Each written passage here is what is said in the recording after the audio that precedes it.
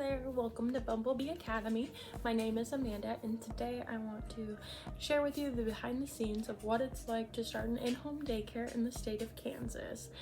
Whether you're just curious about starting an in-home daycare or just interested in my journey, I'm hoping to share some helpful insight on what the process is all like.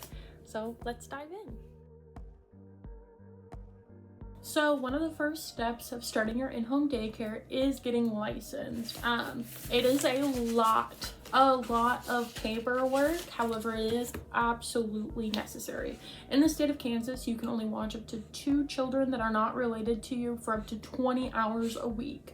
I was looking to fill my daycare with more than 2 children for more than 20 hours a week. So I went ahead and went through that process. So I'm going to share kind of how that process. So I started my licensing application at the beginning of December of 2024. It's now almost the end of January. I got my licensing the beginning of last week, so about a month and a half is how long it took me. I have seen other videos of in-home daycares in other states where that process can take up to like 4 or 5 months. So I don't know if I just got lucky or with my dog Frisbee. I am an in-home daycare with dogs. So if you have pets, you can still have an in-home daycare. I just choose to keep them separated whenever I have kids here. They're not allowed in my daycare space at all, which is my living room, and I'll show you that a little bit later. But let me go back to the licensing process. It took about a month and a half to get my licensing. During this process, both me and my husband had to have our background check. They also do your fingerprints. That didn't take very long. It was around Christmas time that I got the notification to go ahead and get that done. So we actually did it Christmas Eve. The lady was super nice. Currently in Kansas, the application fee is waived. It is usually $85. And the fingerprint fee was waived as well. I'm not too sure how much that usually is. It kind of just depends. I know I could go to the sheriff's office and it was about $15 to do that. But I just went ahead and went to the DCF office and it was free. So that was awesome. That covered that cost.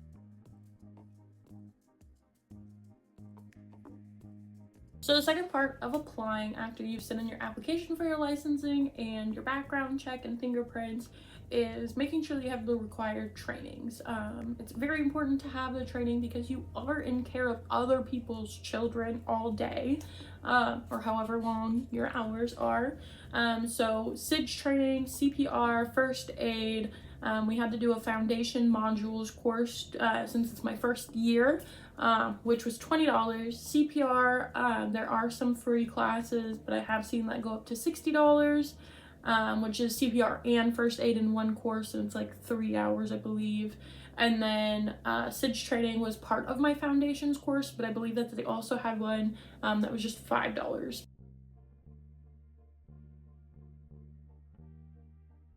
So the final part of your application process would be the home inspection and then the life and safety inspection as well. Probably life and safety inspection and then home inspection. So life and safety is done for your initial inspection, so your very first one. The only time that they come out is from the Kansas Fire Marshal, and then the local fire department will also come out. They'll do yearly inspections with you as well. So they just kind of make sure that there's our other dog, Baby Calm. He's very sweet. He loves all the attention that he can get. He's a funny little guy, and you might hear him snoring in the background of my videos. Apologies.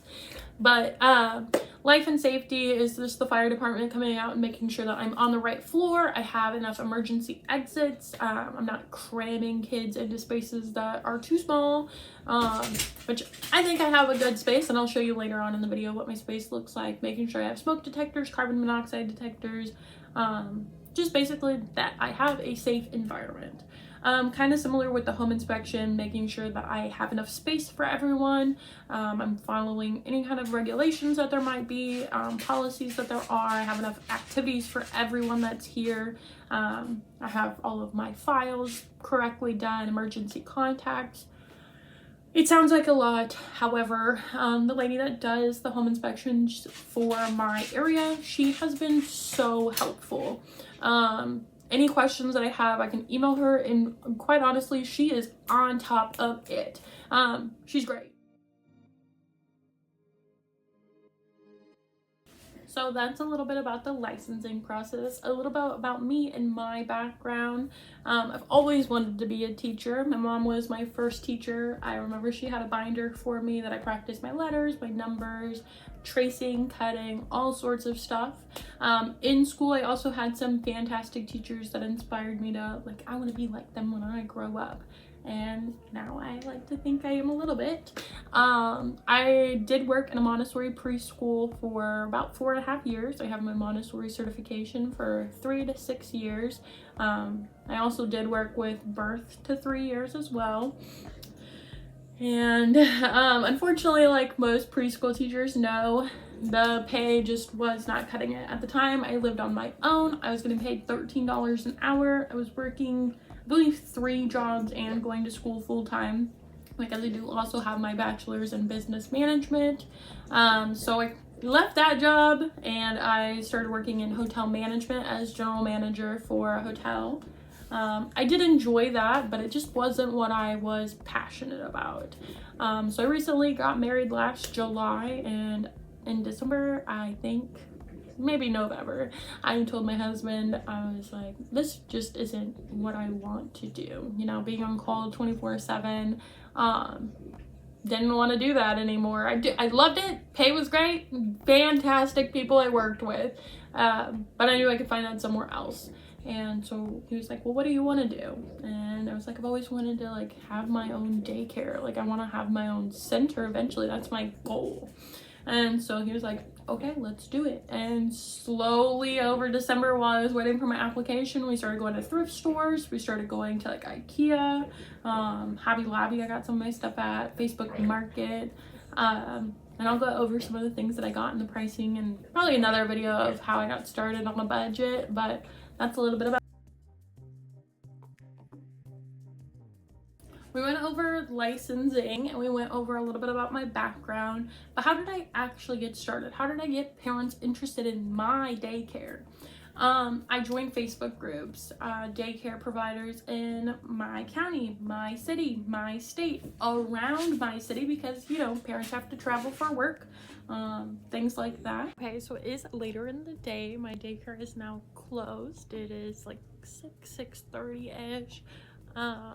But basically Facebook groups were my biggest, like, audience marketing way of getting parents in. I did make a website on Squarespace. I think it's like $15 or $20 a month. I did have like a free trial for my first month in case like it didn't go well. I didn't really waste any money there, but parents liked that I had a website, so it was good. It's just really an about me section. I put in there like a little thing that I do have pets in my home, the daily schedule, and that's really it. So anytime that I was in the daycare group and somebody was like, oh, I'm looking for care in this certain area and I fit the criteria, I'd be like, hey, this is like my weekly rate. I'm open this like Monday through Friday, 7:30 to 5. There's more info at my website. And so that was super cool to like watch my analytics on Squarespace, like how many people clicked the link. So that's kind of how I got parents interested.